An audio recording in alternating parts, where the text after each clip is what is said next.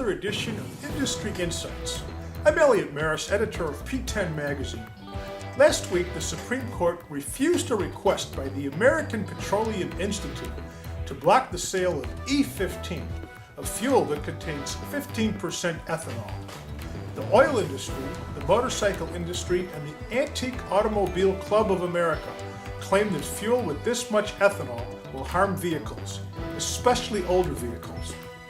The current federal law, Renewable Fuel Standard, approved by Congress in 2005 and amended in 2007, requires oil refiners to blend increasing amounts of ethanol into gasoline each year as a way to decrease reliance on fossil fuels and thereby lower greenhouse gas emissions that contribute to global warming. The ethanol industry claims there have been no documented cases of engine breakdowns caused by E15 since limited sales of E15 began last year. While automotive aftermarket shops have reported differing experiences with ethanol blends. Some say ethanol absorbs water, which can lead to metal corrosion and can lead to damaged engines. Some say it can also dissolve plastics and rubber. Others say their experience with cars using ethanol has not resulted in any such problems.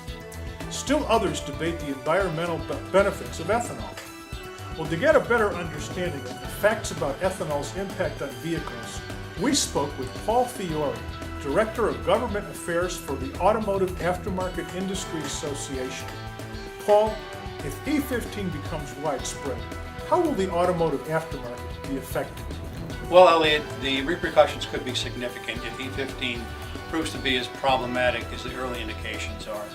I think we're on shaky foundation when the vehicle manufacturers are not recommending E15 for their cars and also talking about not warranting the vehicles against the use of E15. So that brings up a whole host of liability questions.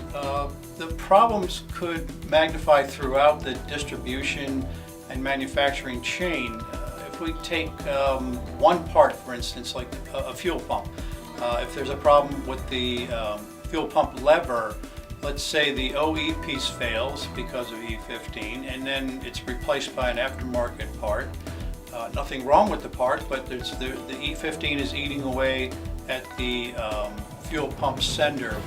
Where does the responsibility lie in replacing that when the aftermarket part fails? It's going to be a significant cause for concern throughout the distribution chain. So there are certainly some liability issues that have yet to be understood. The Specialty Equipment Market Association, better known as SEMA, has claimed that ethanol increases water formation, which can then corrode metals, plastics, and rubber, especially over a period of time when the vehicle is not used.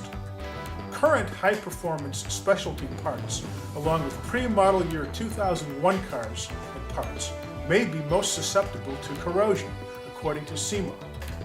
Many automotive shop owners and technicians have claimed that ethanol harms the engine. Studies have been done about the impact of ethanol on engines. Paul, what do these studies tell us?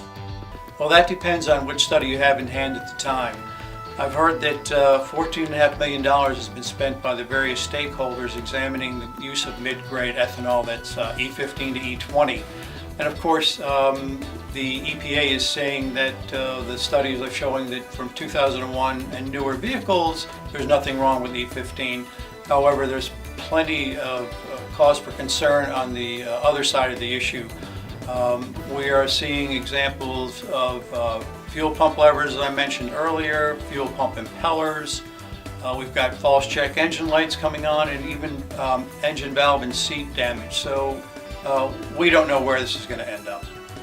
There are certainly some concerns about how E15 affects vehicles. The EPA claims models built after 2001 are safe with E15. It should be noted, however, that the EPA has made it illegal to fuel pre-2001 vehicles with E15. However, the EPA only requires a warning label on the pump to prevent misfueling.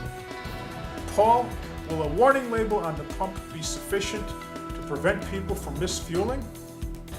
I think the first issue here is actually best demonstrated by the survey the AAA took last November, with respect to consumer understanding the E15 issue. It demonstrated significant misunderstanding and even basic ignorance about what's going on with E15. The EPA is largely hanging their hat on the E15 label at the gas pump, and if you speak to any operator of a service station, they're going to tell you that the one thing they know is that most of their customers don't read anything on the pump. Misfueling is going to happen, and it's going to start a problem throughout the auto repair industry, and we're going to see this repeated frequently and across the country. It sounds like misfueling will become a bigger issue as the government mandates more and more ethanol in fuel. Well, we know that the Specialty Equipment Market Association, AAA, the American Motorcyclist Association, and the Antique Automobile Club of America are against the E15 mandate. Has the Automotive Aftermarket Industry Association taken a position on E15? We're not officially opposed to E15. However, I suspect that if we surveyed our Government Affairs Committee at this point, we probably would come out in opposition. The industry, AAIA, is supporting HR 875, which is calling for a study by the National Academy of Sciences that we hope to be definitive. And until that study happens, they're calling for a halt in the sale of E15, which we would stand behind.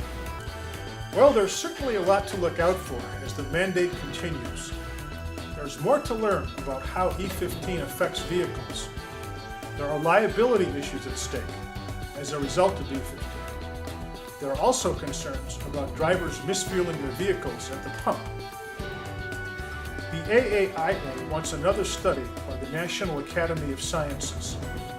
Meanwhile, other industry organizations have come out against the use of this fuel because of the issues noted above. Is the general public sufficiently aware of how E15 will affect them if they are using vehicles built prior to 2001? Write and let us know what you think. Stay tuned to VehicleServicePros.com.